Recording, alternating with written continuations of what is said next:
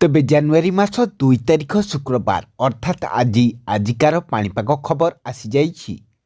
ତେବେ ଆଜି ରାଜ୍ୟରେ ପ୍ରବଳ ଶୀତ ହେବାର ସମ୍ଭାବନା ରହିଥିବା ବେଳେ ଏହା ସହିତ ଆଜି 11ଟି ଜିଲ୍ଲାରେ ଅତି ପ୍ରବଳ କୁହୁଡ଼ି ପାଇଁ ଅରେଞ୍ଜ ୱାର୍ଣ୍ଣିଂ ଜାରି କରାଯାଇଥିବା ବେଳେ 10ଟି ଜିଲ୍ଲାରେ ପ୍ରବଳ କୁହୁଡ଼ି ପାଇଁ ୟେଲୋ ୱାର୍ଣ୍ଣିଂ ଜାରି କରିଛି ଭୁବନେଶ୍ୱର ସ୍ଥିତ ଆଞ୍ଚଳିକ ପାଣିପାଗ ବିଜ୍ଞାନ କେନ୍ଦ୍ର।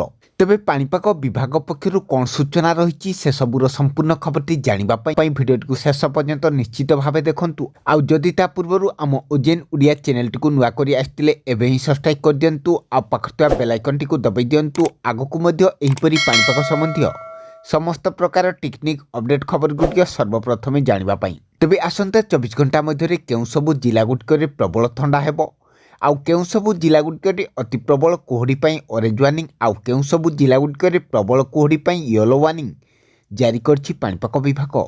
ତେବେ ଆସନ୍ତୁ ପ୍ରଥମେ ଜାଣିବା ଆଜି ରାଜ୍ୟର କେଉଁ ସବୁ ଜିଲ୍ଲାଗୁଡ଼ିକରେ ପ୍ରବଳ ଥଣ୍ଡା ହେବାର ସମ୍ଭାବନା ରହିଛି।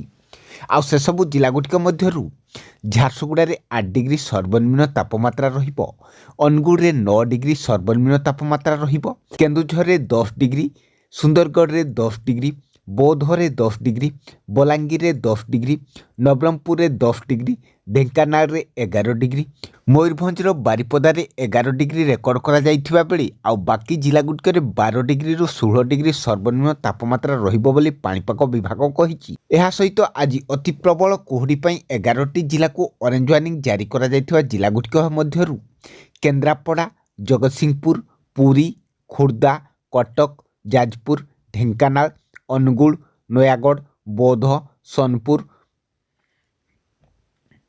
କେନ୍ଦ୍ରାପଡ଼ା, ଜଗତସିଂହପୁର, ପୁରୀ, ଖୋର୍ଦ୍ଧା, କଟକ, ଯାଜପୁର, ଢେଙ୍କାନାଳ, ଅନୁଗୁଳ, ନୟାଗଡ଼, ବୌଦ୍ଧ, ସୋନପୁର ରହିଥିବା ବେଳେ ପ୍ରବଳ କୁହୁଡ଼ି ପାଇଁ 10ଟି ଜିଲ୍ଲାଗୁଡ଼ିକୁ ୟେଲୋ ୱାର୍ଣ୍ଣିଂ ଜାରି କରାଯାଇଥିବା ଜିଲ୍ଲାଗୁଡ଼ିକ ହେଉଛି କେନ୍ଦୁଝର, ସୁନ୍ଦରଗଡ଼, ଦେବଗଡ଼, ସମ୍ବଲପୁର, ମୟୂରଭଞ୍ଜ, ବାଲେଶ୍ୱର, ଭଦ୍ରକ, ଗଜପତି, ଗଞ୍ଜାମ, କନ୍ଧମାଳ।